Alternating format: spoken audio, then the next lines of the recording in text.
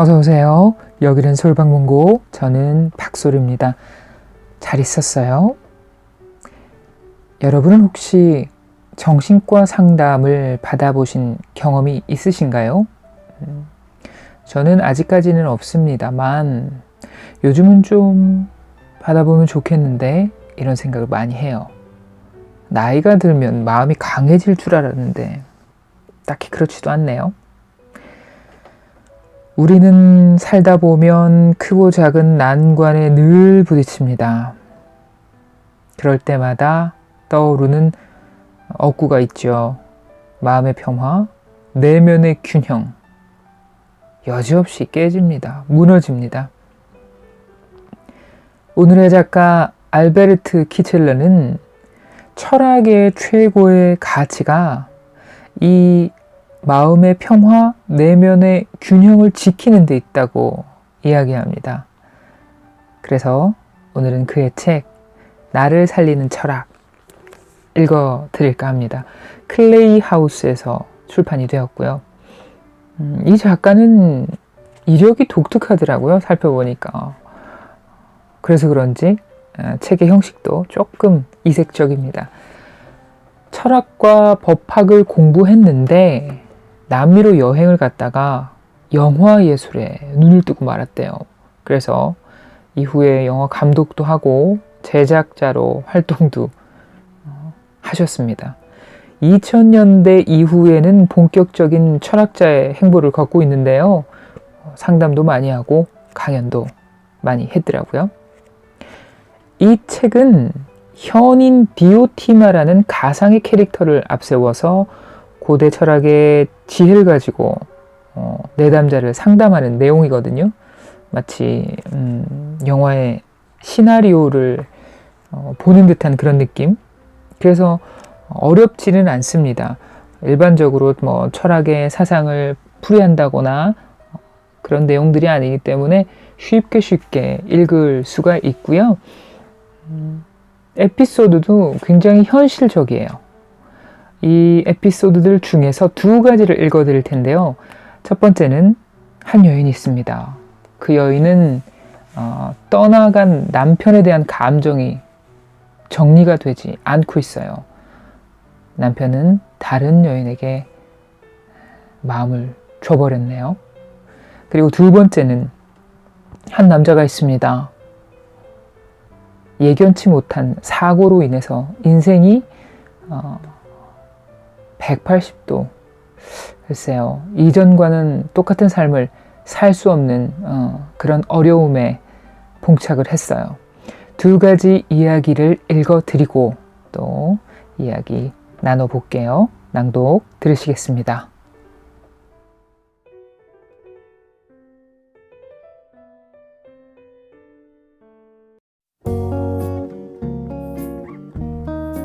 우리들의 이야기와 책이 있는 곳, 여기는 솔방문고입니다. 모든 이별의 순간은 새로운 기회의 순간이다. 디오티마. 그럼 이혼을 한 건가요? 내담자. 아직이요. 재산 문제 때문에 절차가 좀 남았어요. 그 사람이 절 떠났으니 더 큰 대가를 치러야 할 거예요. 자신이 저지른 일이 어떤 결과로 돌아올지 본인도 알아야죠. 디오티마. 그가 돌아오리라는 희망을 아직 품고 있나요? 내담자. 점점 사라지고는 있지만 사람 일이 알 수 없죠. 콩깍지가 벗겨지고 나면 어떻게 될지 모르잖아요. 어쩌면 그 사람도 시간이 지나면 저란 존재의 소중함을 새삼 깨달을지도요. 디오티마. 설마 가만히 기다리다 보면 언젠가 그가 알아서 돌아오리라고 생각하는 건가요? 내담자. 문은 열려 있다고 생각해요. 디오티마. 그걸로 끝이에요? 제가 보기에 당신은 이미 그 이별로 큰 상처를 입었고 많이 슬퍼하는 것 같아요. 남편이 다른 사람을 만난다는 사실 때문에 속상하잖아요. 지극히 자연스러운 감정이에요. 제 생각엔 아마 당신이 남편에게 대놓고든 암묵적으로든 비난의 감정을 전달하고 죄책감을 느끼게 했을 거예요. 당신이 그런 상처를 받았음을 그에게 계속 어필했겠죠. 네, 남자. 네, 그랬던 것 같아요. 디오티마. 전 아무것도 함부로 평가할 수 없어요. 하지만 그런 행동이 남편을 돌아오게 하진 않는다는 건 알 것 같아요.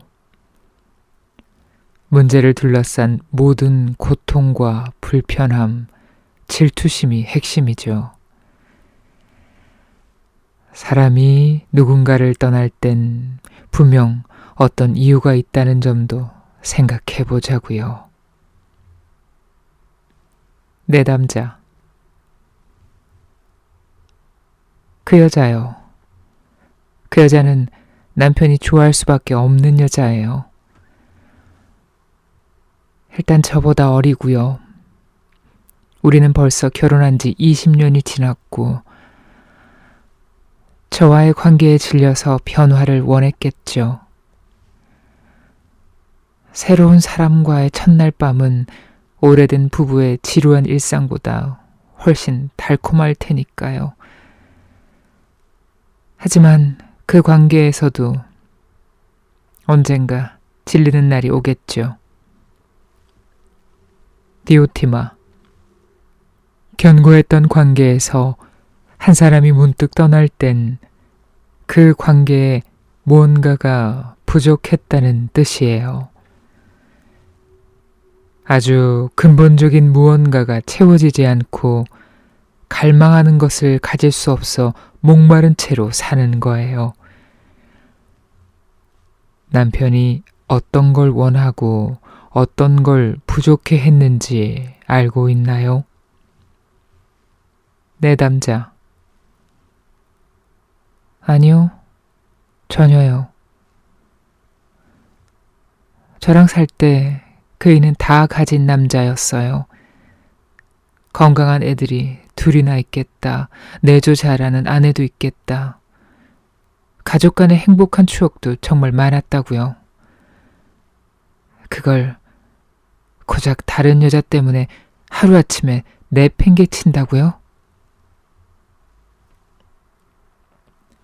디오티마.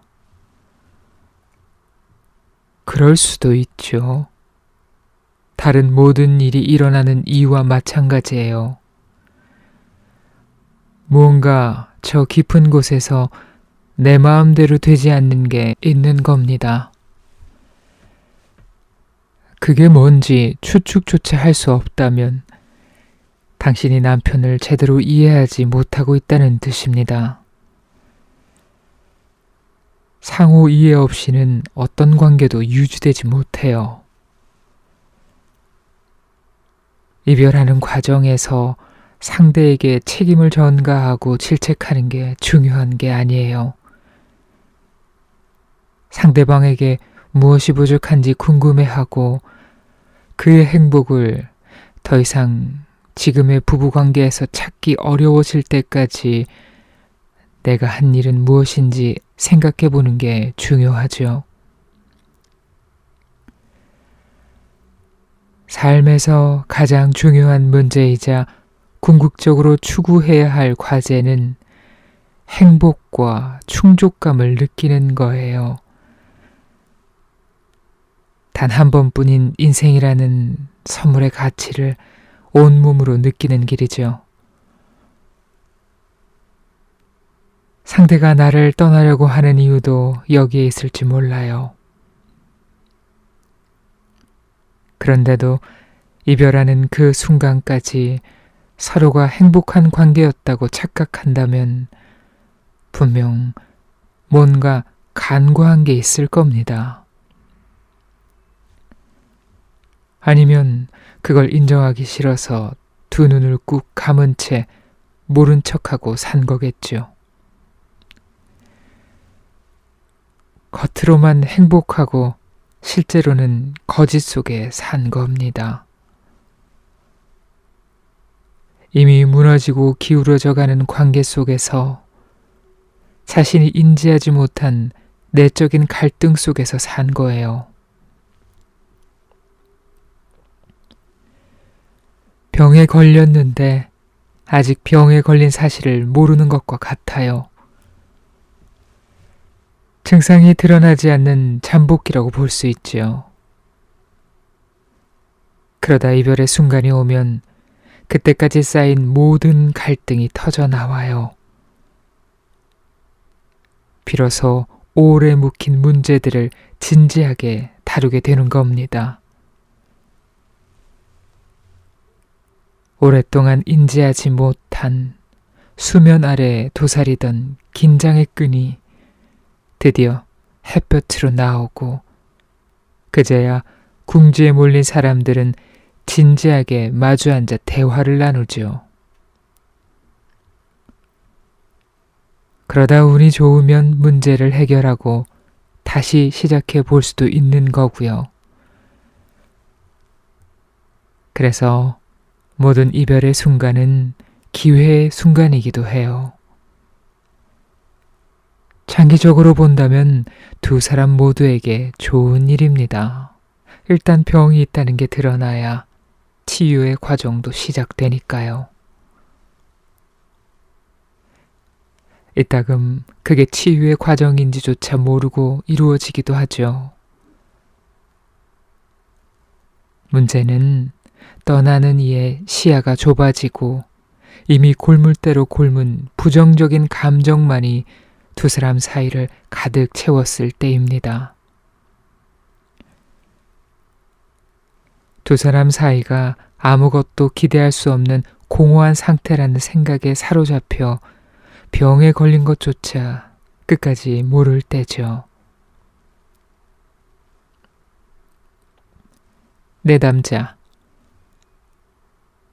남편은 왜 그걸 모르는 걸까요? 디오티마. 이유는 다양해요. 보통은 상실에 대한 두려움, 친밀감 부족, 안정감에 대한 목마름, 과한 구속 같은 게 이유죠. 인생의 모든 건 다 지나갈 일이고 원한다고 한들 우리 마음처럼 그 모습 그대로 유지할 수도 없고 관계는 언제나 영원한 것이 아니며 오래 지속되는 게 오히려 예외적인 경우라는 인식이 부족한 탓이기도 하죠. 내담자. 좀 더 자세히 설명해 주세요. 디오티마. 부부가 되면서 하는 영원한 사랑에 대한 서약은 사실 생명체의 본질에 반하는 겁니다. 삶은 끊임없이 변하니까요. 평생에 걸쳐 한 사람과의 인연이 유지되고 생명이 다할 때까지 서로에 대한 사랑이 이어진다는 건 아름다운 일이죠.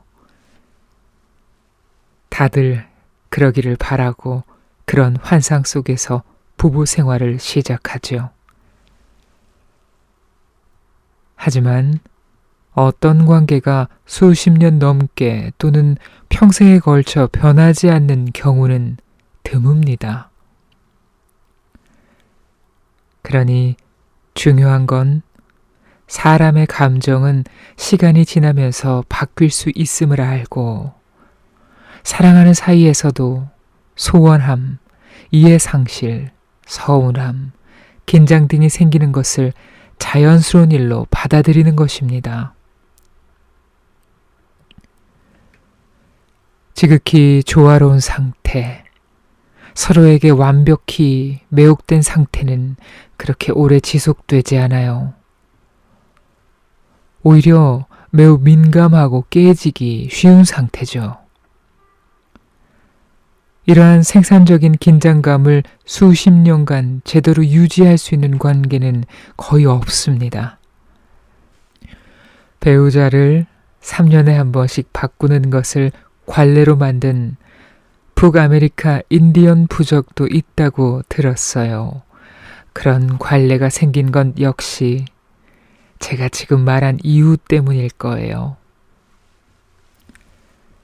이 사실을 제대로 이해했다면 관계를 시작할 때부터 그 관계가 생각보다 일찍 그리고 원치 않는데도 끝나버릴 수 있고 심지어 그렇게 끝나는 사람이 내가 될 수도 있음을 받아들이고 대비해야 해요. 당연히 사람들은 관계의 끝을 상상해 보려고 하지 않습니다. 상대를 믿고 나를 믿고 우리 관계가 오래 갈 거라는 희망을 품죠. 그러기 위해 상대를 보살피고 상대를 위해 희생하기를 소홀히 하면 안 된다고 믿고요. 하지만 그 반대로 해야 해요. 관계라는 게 언제든 변하거나 끝날 수 있음을 알고 함께 있음을 날마다 새롭게 느끼고 함께 있음에 늘 기뻐하는 거죠. 관계를 변함없이 유지하려고 최선을 다하되 그런 일이 당연한 것도 아니고 일반적이지도 않으며 내가 컨트롤할 수 있는 일도 아님을 기억해야 하는 거예요. 관계의 불변함을 당연하게 여기면 안 돼요. 그 어떤 좋았던 관계도 언제 어떻게든 어긋날 수 있어요. 관계 그 자체가 살아 숨쉬는 생물 같은 거예요. 그렇지 못한 관계는 경직되어 있고 생명력도 없죠. 실제로 헤어질 용기가 없어서 변화와 단절을 인정할 용기가 없어서 그래서 그냥 그렇게 살아가기로 하는 사람도 허다하죠. 상처가 골마 딱지가 앉았더라도 사랑하지도 받지도 못하며 겨우 현상 유지만을 하는 거죠. 많은 사람이 혼자가 되는 걸 두려워하고 익숙한 것만을 하려고 해요. 자연스러운 경향입니다. 우리는 안정을 찾고 보호받기를 매우 깊이 갈망하고 따라서 익숙하고 잘 알려진 것을 쫓으려 하고 현상 유지에 집착합니다. 하지만 그러면 호기심을 가지고 삶의 여러 열린 곳에 다가갈 수 없게 되고 감동을 주고받을 수 있는 곳, 새로운 경험을 쌓을 수 있는 곳, 모르는 것과 놀라운 것을 만날 가능성이 있는 곳, 배우고 성장하고 스스로 변화시켜 나갈 수 있는 곳으로는 결코 가기 어려워집니다. 인생은 자기 자신의 변화뿐 아니라 그런 변화를 받아들이는 준비가 되어 있는 상태, 그 자체예요. 그 반대는 경직, 사물화, 구속의 상태입니다. 사람들은 살면서 맺는 관계에서 안정을 갈망해요. 하지만 실제로는 불안정 속에서 살고 있답니다. 많은 사람이 이 사실을 인정하고 싶어 하지 않을 뿐이죠. 내 남자, 머리론 이해가 되는데 마음은 그대로네요. 디오티마. 마음도 영혼의 이성이에요. 즉, 당신의 영혼은 지금 우리가 나눈 대화를 이해하지 못하고 있는 거죠. 당신 안에 어떤 고집이 통찰로 가는 길을 가로막고 있어요. 내담자. 맞아요. 하지만 마음이 동하지 않으면 모든 게 쓸모없는 것 아닌가요? 디오티마.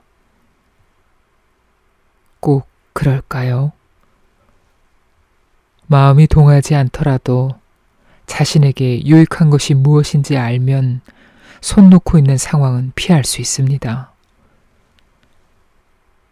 의식적이고 반복적인 생각이 마음에 영향을 미치는 것 또한 사실이죠. 배우고 개선하고 습관을 바꾸고 적응하는 것은 언제나 우리의 마음에도 영향을 미쳐서 작은 변화로 이어지게 합니다. 예를 들어 버거운 일을 마주쳤을 때 이제 이것까지 해야 하다니 라고 할 수도 있지만 자, 이제 뭘 할 수 있는지 보여주자 라고 할 수도 있습니다. 생각에 따라 다른 감정을 갖게 되는 거죠. 어린이를 양육할 때 모든 교육의 목표는 아이가 가진 호기심과 긍정적인 감정을 아이에게 유익한 쪽으로 개발하고 유익하지 않은 쪽으로는 개발하지 않도록 하는 것입니다. 생각과 감정 사이의 상호작용도 마찬가지의 프로세스로 이루어지죠. 자기 수양이나 자기 개발을 위한 노력으로도 나아질 수 있어요. 자신에게 집중해 수양하면 질투와 이별의 아픔까지도 극복할 수 있답니다. 과거에 있었던 일에서 벗어나 지금 일어나는 일에 집중해서 자신을 자유롭게 만드는 거예요. 내담자. 구체적으로 뭘 하면 될까요? 디오티마. 부부관계를 비롯한 당신이 처해 있는 구체적인 상황에 대해 지금까지 가지고 있던 생각을 바꾸고 다른 태도를 보여야만 해요. 동반자라는 단어는 어떤 관계를 맺고 갖고 나갈 때 알아야 할 삶의 지혜를 내포합니다. 당신에게 일어난 사건을 다른 관점에서 새롭게 이해하고 재평가해야 해요. 상대에게서 시선을 조금은 거두고 그의 잘못을 덜 헤집어야 해요. 동반자 관계에서 상대의 잘못을 찾는 행동은 적절하지 않아요. 그보단 자기 자신에게 시선을 돌려서 이 관계가 막을 내리는데 내가 제공한 원인은 무엇인지 봐야 하죠. 가장 어려운 일이긴 해요. 하지만 내면에서 배우자와의 결속을 풀고 관계에 대한 강한 집착을 거두고 상대를 놓아주는 법을 배우기 위해 꼭 필요한 일이죠. 내담자. 하지만 전 그가 다시 제게 돌아오면 좋겠어요. 디오티마. 배우자가 돌아오는 게 당신과 아이들에게 정말 좋은 일일까요? 물론 제가 판단할 수 있는 일은 아니죠. 다만 확실한 건 그가 돌아올 문을 열어두기 위해 당신이 할 수 있는 최선은 자기 자신을 되찾고 내면의 상처를 치유하는 것이에요. 자기 인생을 스스로 완전히 새로 쌓아갈 수 있고 내적으로 독립해서 자유로워지고 배우자 없이도 행복하게 살아가는 법을 배우면 그게 가능해져요. 그게 바로 자기 안에서의 진정한 치유랍니다. 평온함과 자신감을 갖고 시기, 질투와 같은 부정적인 감정에서 벗어나는 거죠. 이게 되어야만 비로소 당신도 당신만의 개성을 발산하게 될 거예요. 새로운 삶의 용기를 얻고 더 매력적인 모습이 되죠.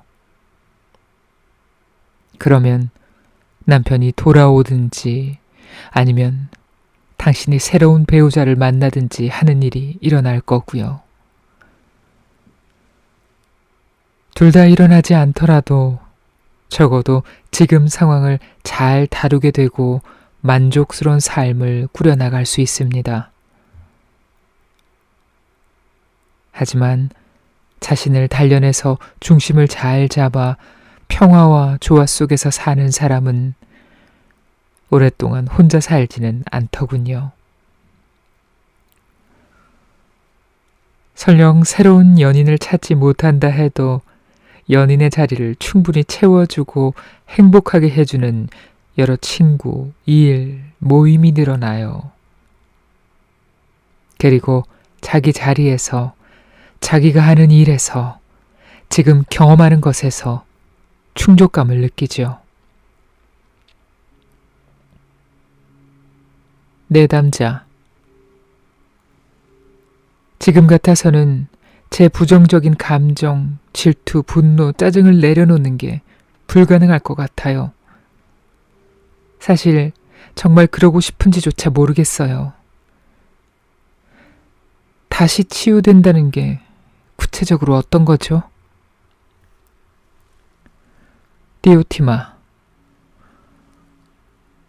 부정적인 감정이 나를 힘들게 한다는 걸 알면서도 무의식적으로 그 감정을 계속 키워나가는 건 그 이면에 심리학적인 이유가 있을 수도 있어요.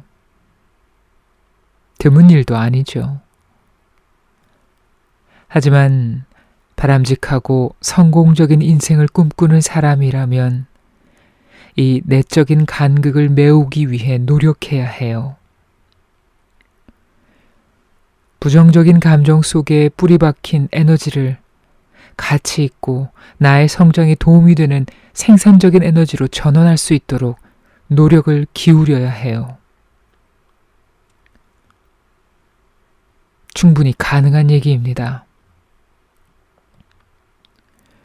먼저 어떻게 살 건지 스스로 결정을 내리세요. 생각을 바꾸지 않으면 아무것도 바뀌지 않으니까요. 현재 상황에 만족하지 못한다면 이제 바꿔야 할 때입니다. 관점을 바꾸는 연습부터 해야 해요. 관계에 대한 당신의 가치관이나 남편에 대해 갖고 있던 생각을 다시 한번 되짚어 볼 때예요. 관계란 다른 모든 것과 마찬가지로 본질적으로 무상한 것입니다. 집착을 버리고 자신의 행복을 남편의 선택에 맡기지 마세요. 행복과 불행은 외부의 사건에 달린 게 아니라 자기 내면의 조화와 균형에 달린 거니까요. 이 사실을 아침, 점심, 저녁마다 되뇌세요. 당신을 과거에 붙잡아 두고 있는 내면의 매듭이 풀어질 때까지 말이죠. 거기서 떨어져 나와 고개 들어 시선을 앞으로 향하게 해보세요. 그러고 나서 지금 상황을 다시 바라보세요. 친한 친구와 대화하면서 지금 상황을 되짚어 보는 것도 좋고요. 원인을 명확하게 인식하고 어쩌면 이게 가장 나은 방향일지 모르며 이제는 관계가 끝나가는 단계라는 통찰을 얻는다면 그게 바로 관계를 바람직하게 재정립하는 길이 될 겁니다. 그 단계가 되면 당신의 상처도 아물고 치유되겠죠. 이별이라는 사건은 더 이상 당신의 삶이나 다음에 만날 연인에게 영향을 주지 못할 테고 오히려 당신을 성숙하게 만들 테죠. 당신이 맺는 새로운 관계를 더 충족되고 살아 숨쉬는 것으로 만들어 줄 거예요. 주변을 한번 둘러보세요. 처음 맺은 관계에서 여전히 행복하기만 한 사람이 있나요? 이전의 관계를 끝내고 더 풍족하고 풍요롭게 관계 맺는 법을 배운 사람이 새로운 관계를 찾아 행복하게 살고 있지는 않나요? 제가 끝난 관계라고 했지만 그게 실패했다는 뜻은 아니에요. 관계의 끝을 실패라고 부를 순 없죠. 두 사람이 함께했던 아름다운 시간은 여전히 거기에 그대로 있어요. 이별하면서 필연적으로 느낄 수밖에 없었던 고통과 힘듦은 잊어버리면 됩니다. 관계는 이미 끝났으니 이제 새로운 방향을 설정해야 하는 거죠. 제 생각에 끝난 관계를 두고 실패라는 단어를 쓰는 사람은 아마 성공한 관계라면 무릇 영원토록 변하지 않아야 한다고 착각하기 때문인 것 같아요. 저도 살면서 매우 친밀하고 견고했던 관계가 5번 정도 있었어요. 누구 하나도 결코 잊을 수 없습니다. 모두 저에게 너무나 아름답고 충족된 시간을 선물했고 저는 각각의 관계가 결국 끝에 다다르리라는 것을 알면서도 그 시간을 누렸어요. 관계가 끝날 때 찾아오는 고통 때문에 상대방과 함께한 아름다웠던 시간까지도 폄하하고 그와 함께 누린 행복을 깡그리 잊는 건 좋은 방법이 아니에요.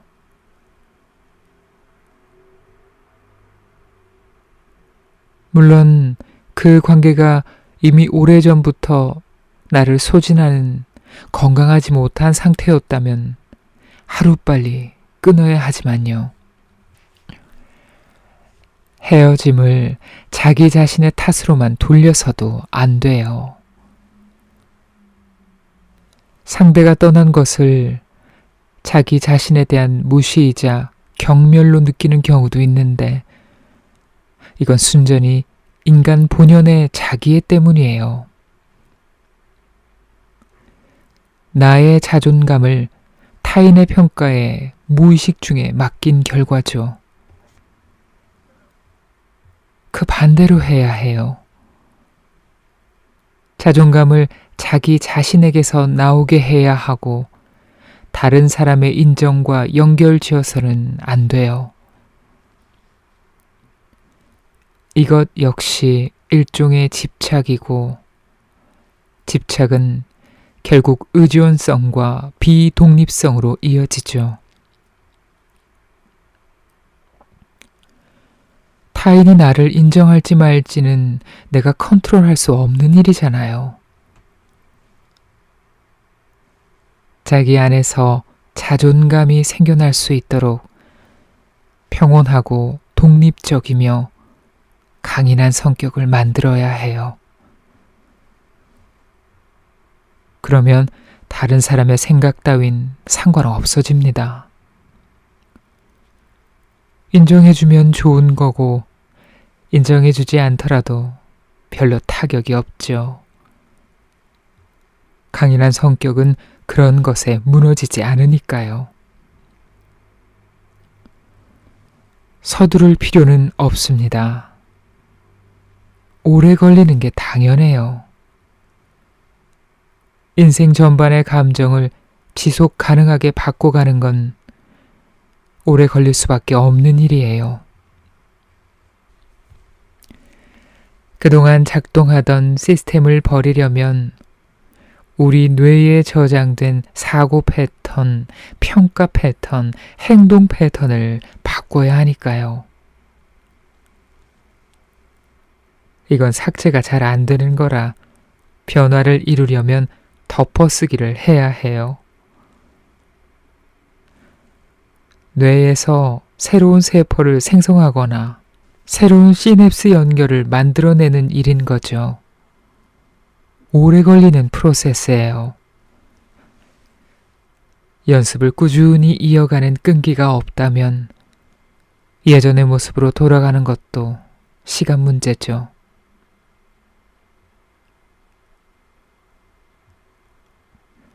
오래 걸리고 인내심을 발휘해야 한다는 사실 때문에 망설이진 마세요. 빨리 시작할수록 첫 변화 역시 더 빨리 눈으로 확인할 수 있을 테니까요. 내담자. 좋아요. 한번 해볼게요. 현명한 사람은 늘 헤어짐을 연습한다. 샹카라.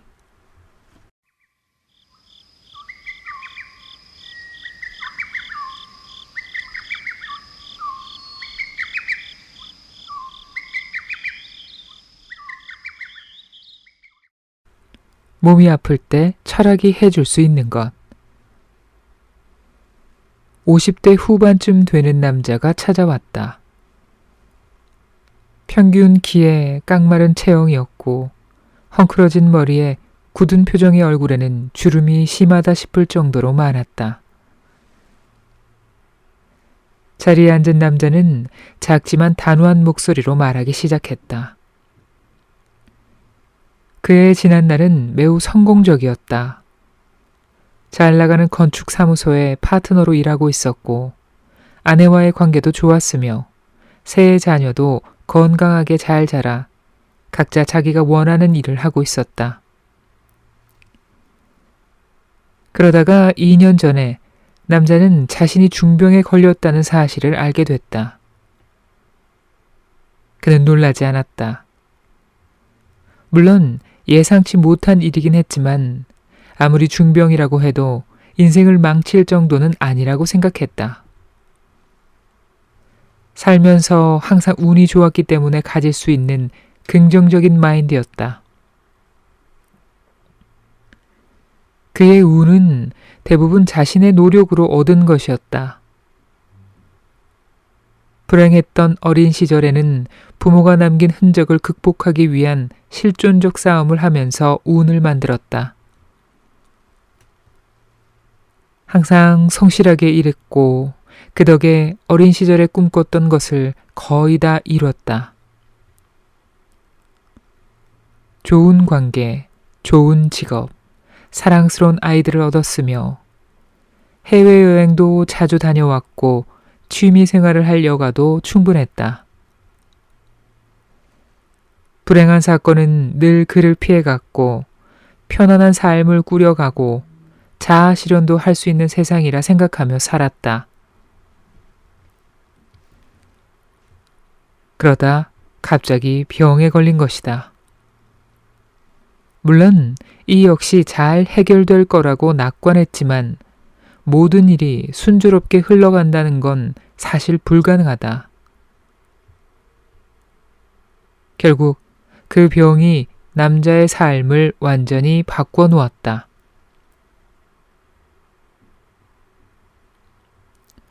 신들의 왕 제우스의 옥좌 옆에는 2개의 통이 놓여 있었다.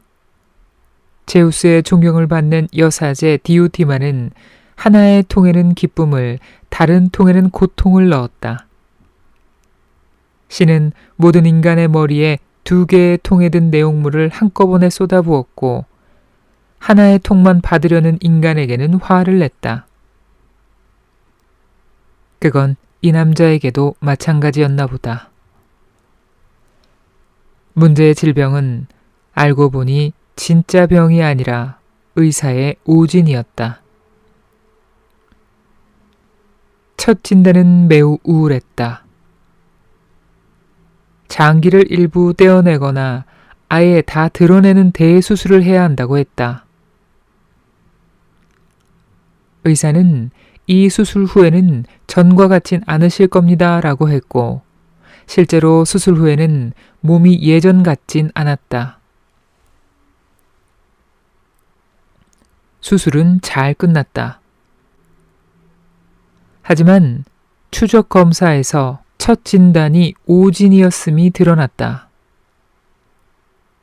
의사들은 오진이 아니었더라도 그 수술은 해야 했을 거라고 말했다. 하지만 왠지 거짓말 같았고 남자는 그 말이 사실일 리 없다고 확신했다. 그래서 다른 병원을 찾아다니던 중 한 의사가 그에게 의학적으로 엄청난 실수였다고 말하며 절레절레 고개를 저었다. 그런데도 그는 자신의 병을 오진한 의사들을 붙잡고 싸우고 싶진 않았다. 그렇게 된 것도 다 운명이라고 지금까지 평온하고 별 문제없는 삶을 살아왔으니 일종의 막판 액땜이라고 생각하려고 했다. 문제는 수술 후유증이 너무 심해서 더 이상 전과 같은 삶을 살기 어려운 지경이라는 것이었다. 남자는 억울할 수밖에 없었고 간절히 수술 전의 삶으로 되돌아가고 싶어 했다. 디오티마. 수술 때문에 새로 생긴 증상이 있나요? 내담자. 많아요. 나아지는데 꽤 오래 걸릴 거라고 수술 전에 얘기는 들었습니다. 처음 2년은 너무 불편했어요. 시간이 지나자 어떤 후유증은 다시 정상 궤도로 돌아왔는데 다른 건 그대로였죠. 장기들이 제 기능을 하게 만들고 없는 기능을 보충하려면 너무 많은 약을 먹어야 해요. 디오티마. 의사들은 앞으로 어떨 거라고 하던가요? 내담자. 정확한 말이 없어요. 각종 증상에 익숙해질 거라고나 하죠. 하지만 약은 평생 먹어야 한답니다.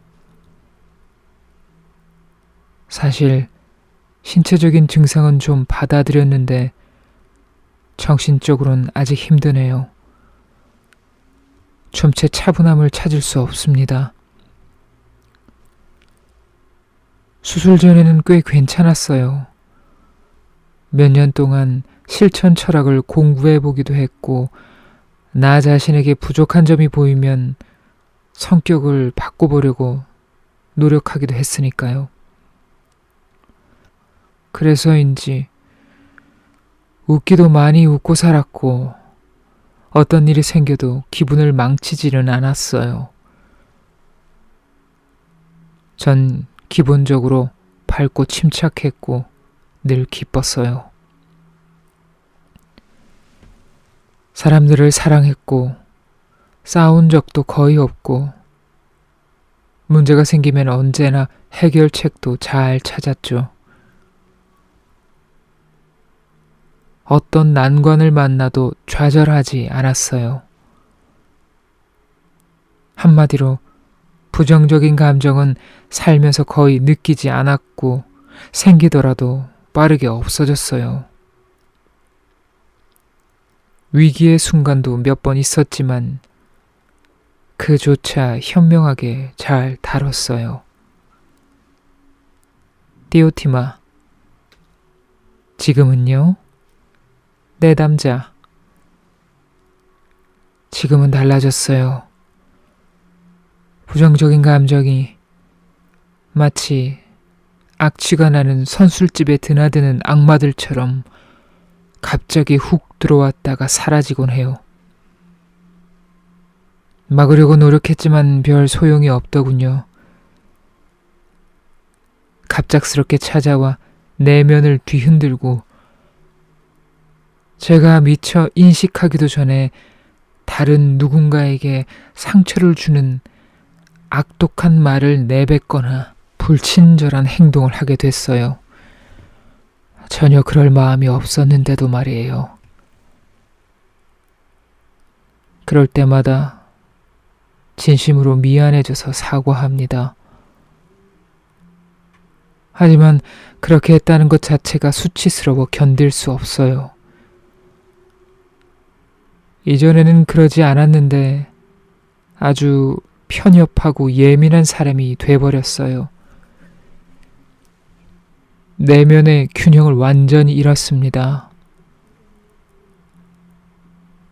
수술 이후로는 행복한 때가 한순간도 없었어요. 몸은 힘들더라도 마음만큼은 예전으로 돌아가면 좋겠습니다. 어떻게 해야 할까요? 띠오티마. 사실 저도 알 수 없어요. 의사가 아니니까요. 당신이 영혼을 믿는다면 영적인 힘으로도 충분히 몸과 마음의 평온함에 큰 영향을 미칠 수 있어요. 하지만 우리의 몸은 몸대로 심적 상태에 강한 영향을 미치지요.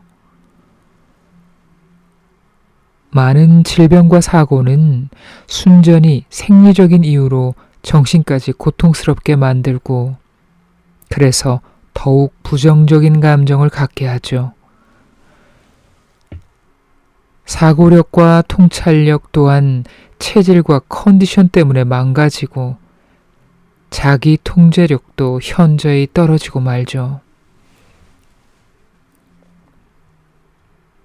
그렇게 되면 더 이상 정신을 통제하지 못해요. 내가 내 집의 주인이 되지 못하는 거예요. 완전히 쓸모없다고까진 할 수는 없지만 심신이 건강할 때에 비하면 철학이 주는 영향력 또한 제한적이죠. 현명하고 강인한 사람도 질병 앞에선 예외가 될 수 없지만 그래도 그런 사람들은 병을 견뎌내고 다시 최선을 다할 수 있어요. 병이 마음에 미치는 영향을 완전히 차단하는 걸 목표로 삼아야 합니다. 내담자. 저는 그럼 어떻게 하면 좋을까요? 띠오티마. 일단 이미 벌어진 일을 부인하지 말고 받아들여야겠지요. 의사의 오진으로 억울하게 생긴 질병이라고 해도 어떻게든 오케이라고 말하며 내 운명의 일부로 받아들이는 법을 배워야 합니다. 아무리 고통스러운 운명일지라도요. 병이라는 것도 삶의 일부고 병과 함께하는 시간은 우리가 돌파해 나가야 할 고통의 시간이지만 동시에 성장하고 성숙할 수 있는 시간이기도 해요. 어려운 시간이 지나고 나면 자연의 법칙이 그러하듯이 당신에게도 기쁨의 시간이 뒤따를 거예요. 그러면 고통의 시간과 기쁨의 시간이 본질적으로는 하나임을 깨달을 거예요. 대부분 몸이 아프면 병에 걸리기까지 가지고 있었던 삶의 방식, 생각, 감정, 의지를 추론할 수 있어요. 병에 걸린 것을 계기로 내가 살아가는 방식을 점검해 볼 수 있죠. 모든 질병을 시시콜콜 파고들 필요는 없지만 종종 그런 과정도 필요합니다. 모든 병은 자기를 돌아보게 하거든요. 제 경우는 거의 모든 질병이 저의 잘못된 습관에서 비롯한 거였어요. 이제는 병을 앓지 않은 지 오래되었어요. 제 몸이 보내는 신호를 민감하게 알아채고 반응한 덕분이죠. 인내를 연습하세요. 견디는 능력을 키우세요. 인내는 내 안의 평온함과 용기와 연결되어 있는 중요한 덕목입니다.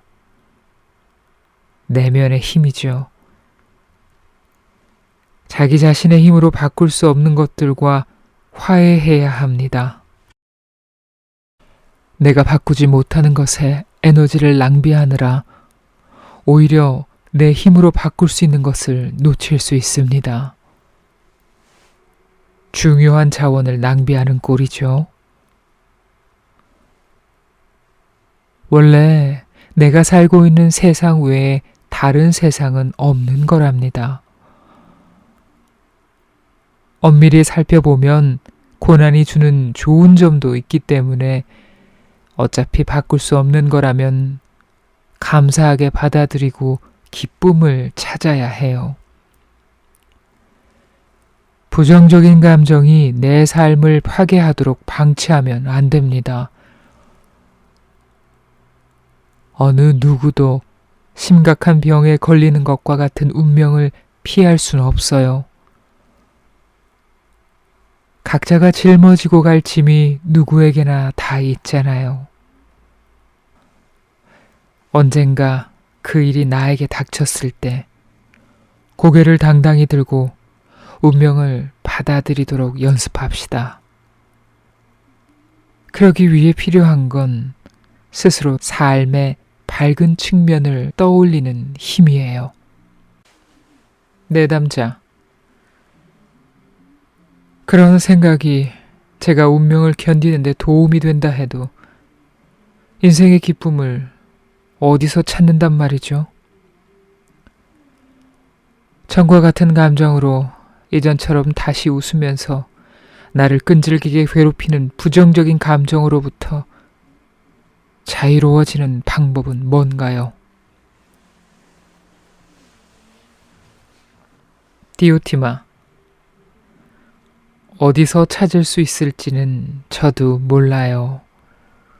본인이 직접 찾아야 해요. 긍정적인 것, 당신에게 기쁨을 주는 것에 집중하세요. 그리고 그걸 찾으면 가능한 한 몰두하세요.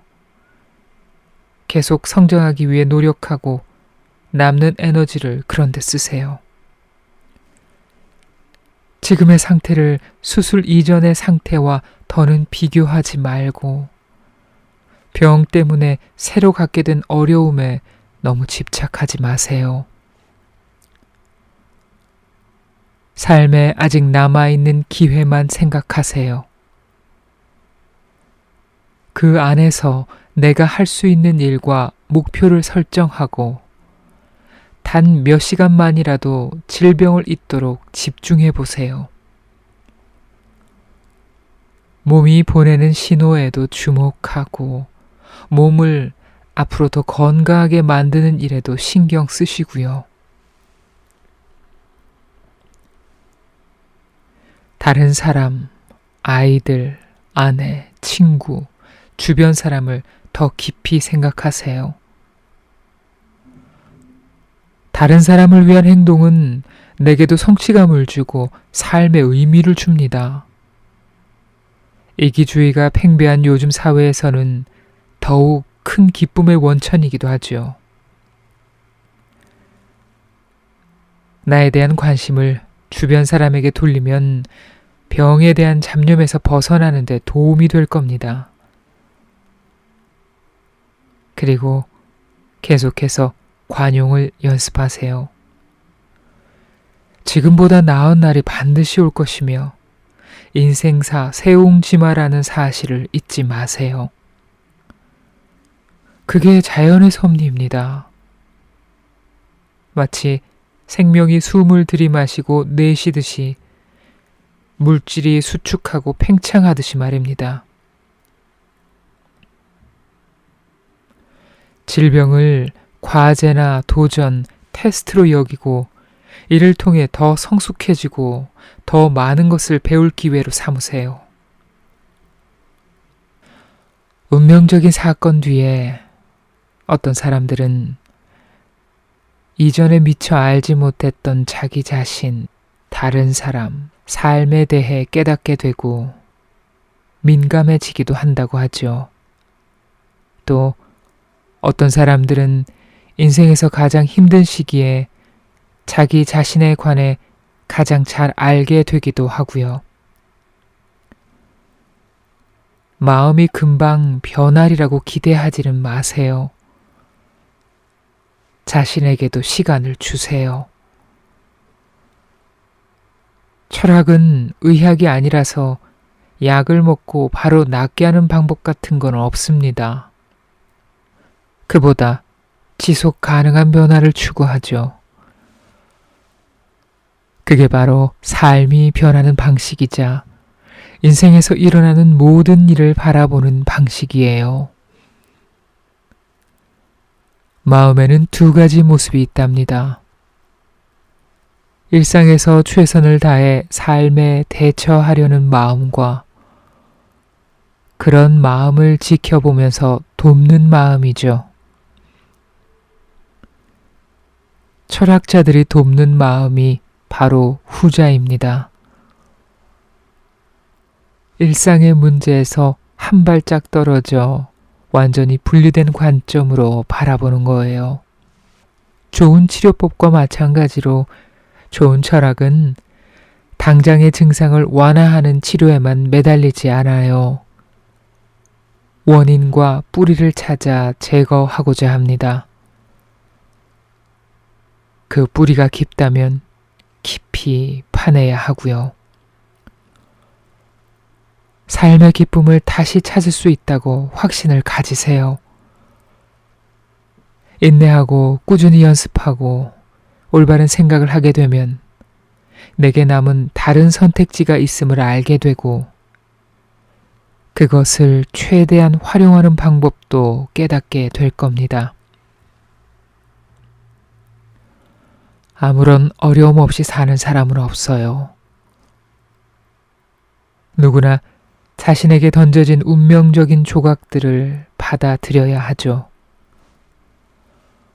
몸 상태가 좋지 않은 날이 있더라도 너무 낙심하지 마세요. 그 시간도 결국 지나갈 겁니다. 그런 순간에도 인내심을 가지세요. 하늘에 떠다니는 구름처럼 시간이 되면 오고 가는 기분이라고 생각하세요. 마지막으로 수술 이전의 상태로 돌아가고 싶다는 생각을 버리세요. 헛된 기대는 반드시 좌절로 이어집니다. 이전과는 달라졌음을 인정하세요. 그게 삶의 본질입니다. 물은 절대 아래에서 위로 흐르지 않아요. 수술은 이미 당신의 삶을 바꿔 놓았습니다. 병을 받아들이고 회복할 수 있는 건강한 몸에 집중하고 내가 누릴 수 있는 기쁨을 찾으세요. 남은 선택지에 집중하세요. 질병이라는 위기 역시 우리가 계속 살아가야 하는 한 새로운 기회를 가져다 줄 수 있으니까요. 고통 없는 기쁨은 없고 기쁨 없는 고통도 없다. 마치 동전의 양면 같도다. 소크라테스.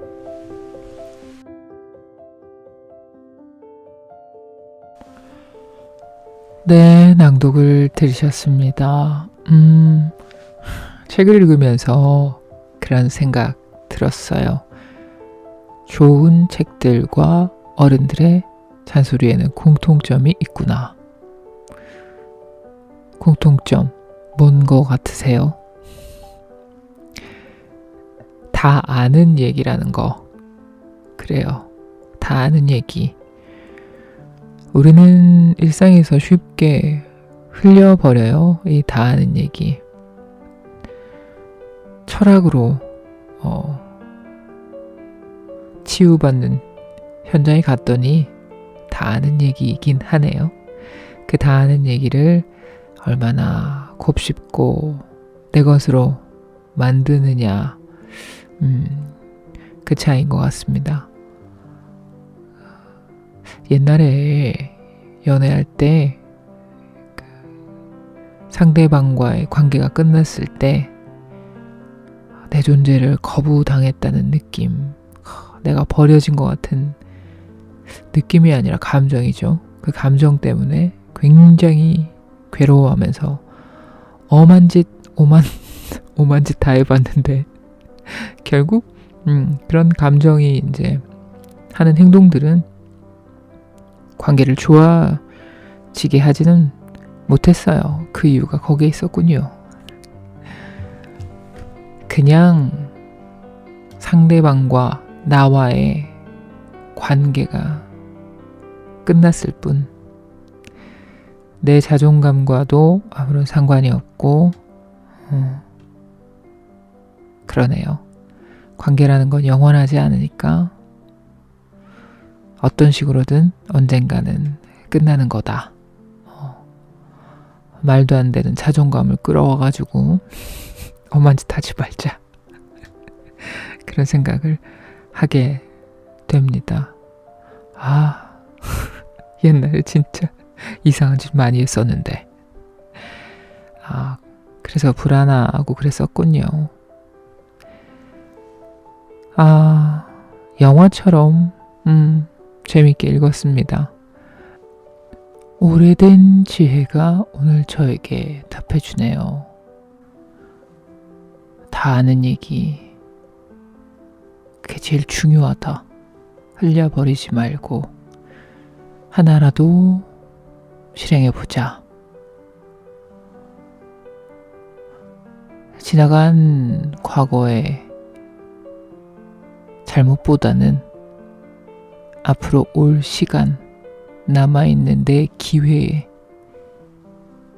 더 눈을 주고 마음을 주자. 저는 또 다음 시간에 재미있는 책 들고 찾아오겠습니다. 또 만나요, 친구들. 안녕.